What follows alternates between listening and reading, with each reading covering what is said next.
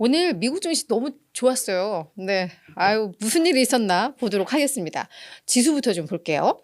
오늘 다우 0.9% 올랐고요. 이제 조금만 더 오르면 와, 이제 4만 포인트도 올 것 같습니다.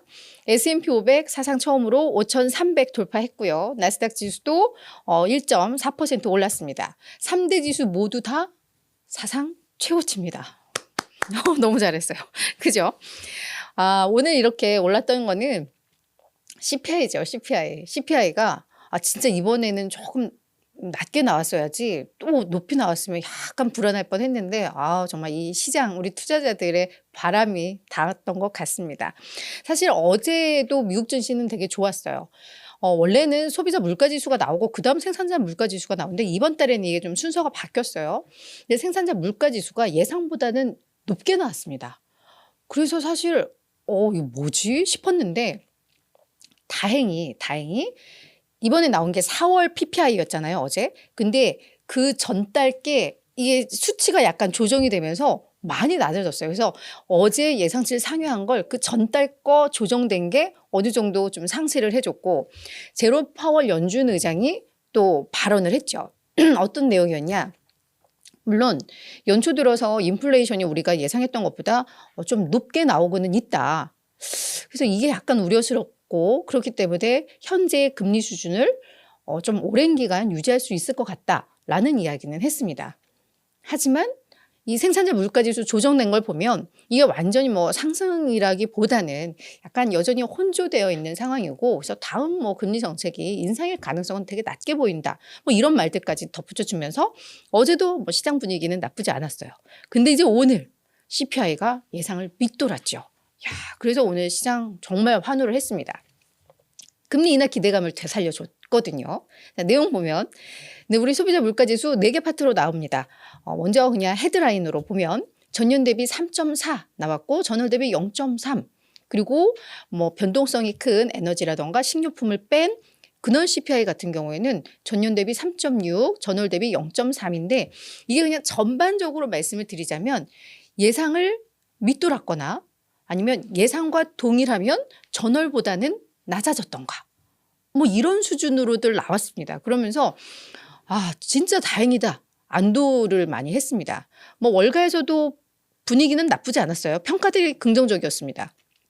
매크로 인스티튜트의 이 브라이언 닉이라는 수석 투자 전략가는 뭐라고 했냐면, 시장이 원하는 것, 이 소프트한 데이터를 진짜 얻게 됐다라고 이야기를 하면서 연준이 올해 금리 인하를 시작할 근거를 확고히 해준 데이터다라고 해석을 했습니다. 월가에서 또 이런 이야기도 있더라고요. 지금 인플레이션을 주도하는 것은 강한 소비자 지출이 아니라 주거비용, 그리고 자동차 보험 이런 게 주도를 하고 있다. 근데 진짜 더 우려되는 건 강한 소비자 지출에 의한 인플레, 이건 진정한 인플레이기 때문에 그게 우려되는데 지금 주도권은 오히려 주거비용이 갖고 있고, 주거비용은 시차가 너무 크다. 근데 실질적으로 조금 더 실시간으로 데이터가 반영이 되는 이 주거비용, 이 진로지수 같은 경우에는 이미 코로나 이전 수준으로 돌아갔고, 그런 걸 고려를 했을 때 인플레이션은 계속해서 냉각될 것이다. 이런 분석도 나와요. 그래서 그렇게 된다면 금리 인하 가능성이 있다. 그러면서 경제가 이 정도만 받쳐준다면 괜찮다. 이런 분석들이 나왔죠. 그러면서 투자 심리가 그냥 빵 터졌다라고 보시면 될 것 같아요. 자, 그럼 금리 인하 기대감이 어느 정도로 좀 됐나 봤더니 지금 첫 번째 금리 인하 이제 다시 9월로 많이들 예상을 하고 있는데 동결 가능성이 25% 정도로 줄었습니다. 이게 원래 전날만 하더라도 이게 35였거든요. 근데 25로 줄었다. 그럼 이 무슨 얘기냐? 25bp든 50bp가 됐든 금리를 어쨌든 간에 9월에 인하할 거야 라고 한 이 확률이 하루 전만 해도 65%, 베팅률이 65였는데 오늘은 이게 75로 높아졌다. 그만큼 CPI가 안도감을 줬다. 이렇게 해석을 하시면 될 것 같습니다. 자, 이 밖에도 오늘 지표들이 상당히 좀 많았어요. 먼저 4월 소매 판매, 요게 안 좋게 나왔습니다. 그래서 사실은 금리 부분에 있어서는 긍정적이긴 한데 이제 오히려 경제 측면에서는 이제 라고 생각이 법도 하죠. 이게 전월에는 0.6였고요. 시장에서는 0.4 예상을 했는데 그냥 0.0으로 나왔습니다. 근데 지금 4월 CPI가 전월 대비 0.3% 상승을 했잖아요. 그러면 이 소매 판매도 0.3이 나와야 물가 상승분 반영을 해서도 내가 원래 사던 만큼 산 게 되는 건데 그거보다 덜 샀다. 그러면 내가 물건 사는 만큼을 줄였다라는 거잖아요. 소비를 줄였다. 그러다 보니까 소비가 좀 주네? 라는 뭐 이런 지표가 나왔어요. 그래서 지금 뭐 금리 인하 기대감 막 요게는 보탬이 되는 지표였지만 이게 확 꺾여버리면 이게 또 경제에 대한 걱정이 되기 때문에 요거는 조금 더 지켜봐야 되는데 전월에 워낙에 좋았었기 때문에 이게 약간 추세로 볼 필요가 있어서 요거는 한 몇 달치 더 봐야 되겠지만 일단은 소매 판매 지표는 좀 이렇게 나왔다라고 보시면 될 것 같습니다. 계속 반복되죠. 그러니까 10년물 국채 수익률은 4.34로 전일 대비 10bp 떨어졌다라고 보시면 될 것 같고요. 뭐 이런 상황에서 또 BMO에서 시장이 긍정적인 이야기를 또 뿜어내 줬네요. 연말 S&P 500 목표치를 당초 5,100 제시했었는데 이거를 5,600으로 500포인트나 높였습니다. 이거 월가 최고치거든요. 그래서 뭐라고 했느냐. 요 BMO 캐피탈의 브라이언 벨스키 요 전략가가 내가 시장 모멘텀을 정말 과소평가했었던 것 같다. 재평가를 하다 보니까 다시 평가를 하다 보니까 시장 더 올라갈 것 같다. 물론 조정이 나오면서 가겠지만 그래도 5,600은 간다라고 이야기를 한 겁니다. 그래서 이 사람이 이야기하는 시장 모멘텀은 금리 인하가 될 수도 있고 이런 AI 열풍 그리고 AI로 인한 기업들의 생산성 향상 이런 것들을 다 포함할 거예요. 그래서 요거를 본인은 너무 과소평가했다라고 이야기를 한 거죠. 근데 BMO에서는 이렇게 이야기를 했지만 실질적으로 또 차트 분석가들은 엘리엇 파동 이것저것 다 이렇게 해서 아마 조정이 조금 더 깊게 나올 수도 있겠지만 최종적으로는 이번에 6,100까지도 가겠다. 기술적 분석상 그렇다라는 평가도 있더라고요. 그래서 시장에 대해서 오늘 긍정적인 내용이 아주 쏟아졌다라고 정리가 될 것 같습니다. 자, 이제 특징주는 원래 같았으면 넘어가야 됐는데 또 나왔어요. 뭐가 이슈가 많았습니다. 최근에 이제 증권거래위원회 이런 운용사들이 자기네 어떻게 운용을 했는지 이런 것들 이제 보고하는 이제 시즌이다 보니까 관련해서도 내용이 많이 나왔는데 제가 이거 웬만하면은 버크셔 해서웨이 있거나 이런 것들 딱 보고 그냥 말았을 텐데 오늘은 그냥 간단하게 몇 개를 준비를 했어요. 그래서 왜냐하면 여기에서 뭔가 달라진 이런 뭐가 좀 보이거든요. 그래서 좀 정리를 해봤습니다. 먼저 우리 영화 빅쇼트의 실제 주인공으로 잘 알려져 있죠. 이 마이클 버리가 1분기 기간 동안에 알파벳, 아마존 매도했대요. 그러면서 실물금 ETF, 요 티커입니다. PHYS.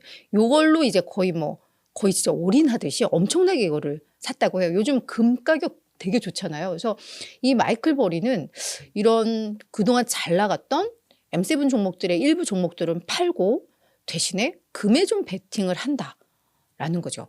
금은 안전자산이기도 하고 금리가 떨어질 때 수혜를 많이 보는 그런 자산이기도 하고 그죠? 그래서 되게 복합적인데 마이클 버리가 어떤 지금 판단을 하고 있다라는 거예요. 오히려 금이 낫다라고. 그래서 요 투자의 하나의 팁이고 또 하나는 미국의 빅테크는 팔았어요.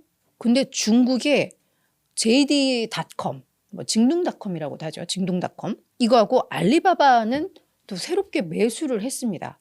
그동안 중국 시장 정말 별로였는데 마이클 버리가 중국 테크 기업들을 샀다라는 거. 이거 이따가 또 나오거든요. 한번 보세요. 그 첫 번째 줄 지금 봤고요. 그냥 세 번째 줄을 먼저 볼게요. 이 데이비드 테퍼, 요 분도 억만장자 투자자로 꽤 알려져 있고 헤지펀드인 아팔루사 매니지먼트를 이끌고 있는 사람이라고 하는데 요 사람도 1분기에 엔비디아, 메타, 마이크로소프트, 알파벳 등 요 빅테크, 미국의 빅테크주는 일부 지분을 줄였어요. 대신에 알리바바, 그리고 판디오디오, 요것도 중국 기업이죠. 바이두, 이거는 샀어요. 뭔가 이 중국 기업들에 대해서 사들이고 있는 헤지펀드들이 요즘 많다. 미국의 헤지펀드들. 요거 한번 보셔야 될 것 같아요. 그래서 앞으로 이 중국 주들 어떻게 가는지 저희 이제는 또 관심을 가질 때가 아닌가. 이 사람들 매매 패턴을 보면 그죠? 그래서 요거는 하나의 팁으로 정리를 해드렸고요. 우리 버크셔 해서웨이는 뭐 애플 지분을 상당히 많이 줄인 거 확인은 됐죠. 세금 문제 때문에. 그래서 우리가 애플로 수익을 너무 많이 봤는데 지금 이 세금 문제가 이제 신경이 쓰인다. 나중에 정부가 재정 적자 문제로 이 세금 또 건들고 이래서 그때 가면 세금 더 많이 낼 것 같아서 일부 좀뭐 줄였다 뭐 막 이렇게 해석을 했죠. 그래서 우리가 애플이 미워서가 아니라 잘못됐다고 판단한 게 아니라 세금 때문이었다라고 해서 뭐 그런 건 예전에 이미 다 알려진 내용이었고 새로운 내용이 하나가 이제 전해진 게 버크셔 해서웨이가 계속 뭐 작년부터 주식을 사면서 비밀 유지를 요청을 했었죠. SEC에다가. 그래서 우리가 그때 금융주라는 거는 다 알았는데 대체 어떤 기업을 얘네가 이 버크셔 해서웨이가 사면서 이거 비밀로 해달라고 했을까 해서 3분기, 4분기 때 이거 다 비밀 계속 공개가 안 됐었는데 그게 이번에 공개가 된 거예요. 미스터리 주식이 첩으로 알려졌습니다. 이게 티커 CB인데 이게 손해보험사라고 해요. 그래서 버크셔 해서웨이가 첩을 사고 이거 공개하지 말라고 하고. 네. 근데 이 버크셔 해서웨이도 보험 이 사업을 비즈니스를 하잖아요. 그러니까 뭔가 이 보험과 관련돼서는 뭔가 좀 긍정적인 뭔가를 보는 것 같아요. 그죠? 그래서 요거 좀 알려졌다라는 거. 그리고 이 처분을 전체 버크셔 해서웨이의 이 투자 포트폴리오 중에 비중이 한 2% 정도 되더라. 한 67억 달러 정도? 네. 그래서 그래도 적지는 않아요. 그래서 요거였다라는 거 좀 참고로 알면 좋을 것 같습니다. 또 우리가 뭐 다 알고 막 쉽게 매매했던 종목이라면 우와 막 이럴 텐데 우리가 이런 처부 이런 거는 서학개미들 별로 안 사는 거 맞죠? 난 그건 모르겠네. 예, 그래서 그렇다는 거 이것도 우리가 하나 팁으로 알아가면 좋겠습니다.